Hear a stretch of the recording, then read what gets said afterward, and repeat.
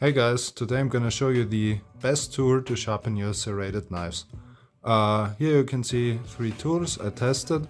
I've used all of them extensively and I'm gonna tell you which of them I like the most and which I think you should buy to sharpen your bread knives or your pocket knife. Here is the first one, which I think is actually the worst option. This is made by Lansky. They make it for serrated knives. It is supposed to be used with the Lansky sharpening system. You can guide it and use it with the guide rod, but it doesn't work as well as the other diamond sharpeners, and also the guidance system doesn't really work with bread knives because they are pretty long, and once you're far out, if you clamp it in the middle and you go up to the tip or at the bottom, the angle doesn't work right. You can't get right in here and get a sharp tip, which is really important, especially for bread with a hard crust. You need to penetrate it. So that's why I don't think you should buy this. It has like a groove.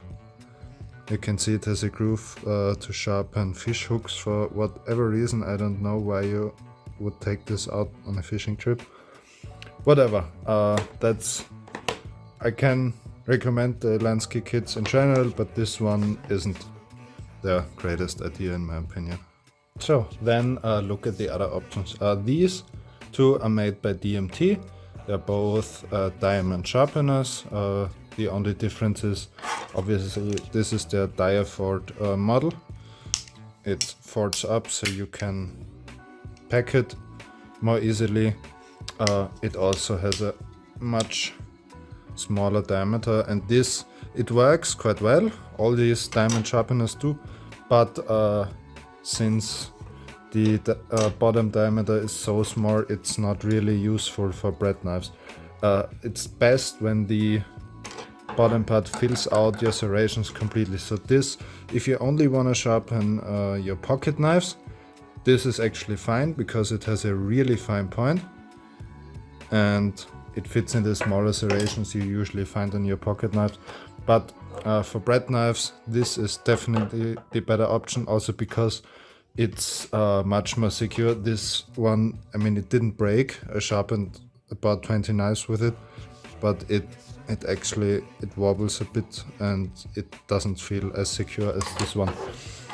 Both of them have the effect of having a bit of a protection because of this ridge here. So if you slip, you run into the sharpener and you don't cut your finger, which can happen quite easily if you're not careful. Even like this, there's enough of a lip here that it catches and you don't cut your finger. And then look at the third option. This is the DMT cone sharpener, and this is, in my opinion, the best sharpener for your general bread knives. It has the perfect bottom diameter. It fills out most serrations unless you get really large ones, but even then it's not that big of a deal because you can still wobble around a bit while sharpening and get all of it. It lasts pretty long. I sharpened around 200 knives with this one, and it is a really good sharpener. It takes away so much material. It's you can't compare it to like the Lansky sharpeners, which are normal stones. This, if you wanna sharpen your bread knife, these cost. They're between. I bought this one for 33 euro. I just bought a new one for about 40, so the price varies a bit, but this is still, in my opinion, the best option. Now let me show you how to use it. Since I have a Lansky sharpening kit, I always use the clamp. I have the tape in here and I just clamp it down. If you don't have the sharpening kit, what you can do is you take a piece of wood. I have just a wooden cube, or if you have a leather strap, just rest your knife on here. Let me show you really quick. I always rest my knife on here and then sharpen this way. It's not as good, obviously.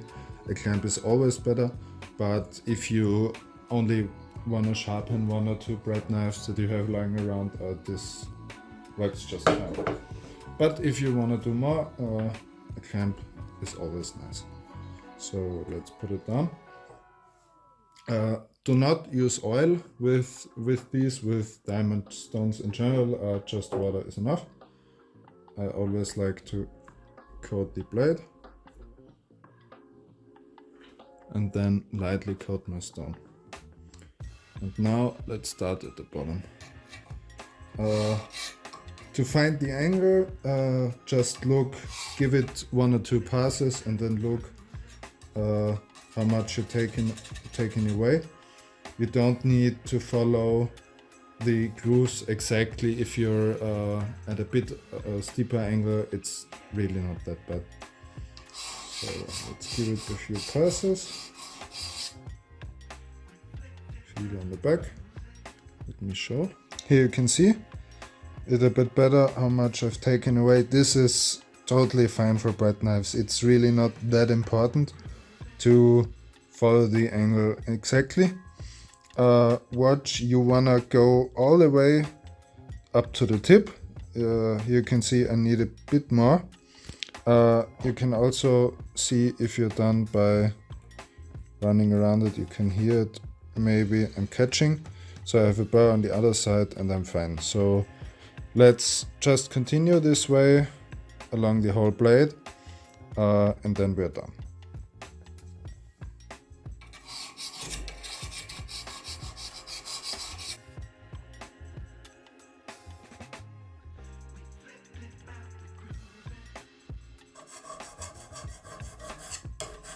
So now we are almost done. As you can see, if you have the tape in here, it allows the blade to swivel a bit, which is actually quite nice. If you sit a bit off to the side like I'm here, you can just swivel it to you, so you sit normal to the knife. You really don't need that much pressure. These stones are a real beast at taking away material.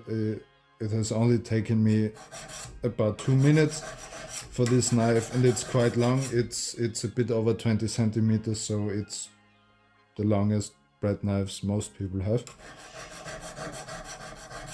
And just like that, we're done. Now we need to take away the burr that is formed on the other side.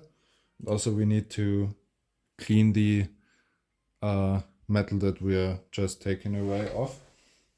So I will come back in a few moments. Now I'm back. Now you can see the sharpening, and you probably can also see in the light the burr. We need to take this away because that's just too much for a stropping leather that I still use even with serrated knives. To do that, there are a few options. I usually use the medium grade Lansky stone. You can of course also use any other whetstone, but if you don't have any other stone, you can even use your cone. Just wet it a bit and then take off the burr and go a bit inward. This also helps if you don't go perfectly flat and bend it a bit up. This also helps sharpening the teeth of your knife. Just you can see we're taking away material.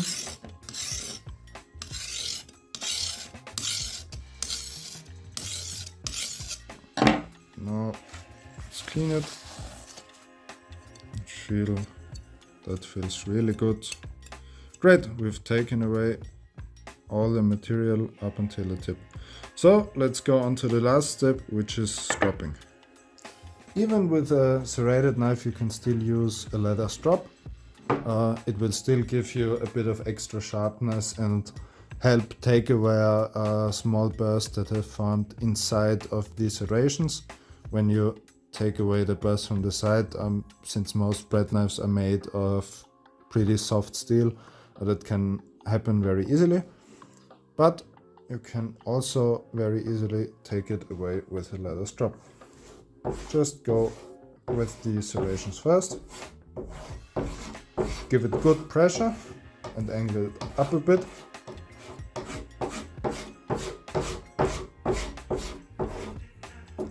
You can see the leather, because it's soft, it conforms to the shape and helps polish it.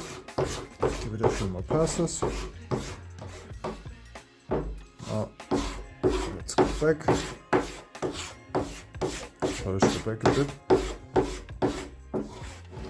And now we are basically done.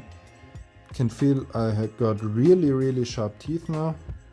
Even try sticking it to your fingernail, it doesn't slip off. That's great. Thank you for watching my video. I hope I could help you and give you some good recommendations. As I said before, the Lansky ones I don't really like.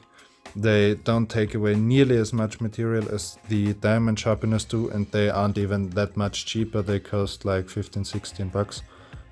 These are around 25 and these are around 35, so it's not that much more expensive for how much better they actually work. The diafold ones, if you really only wanna sharpen your pocket knives, which have small serrations, this is fine, but for general use, the cone is by far the best option. Its size is much more suited to normal serrations you'll find in your bread knives, and it will last a normal person pretty much forever. Thanks for watching. I wish you a lot of success with your sharpening, and bye bye.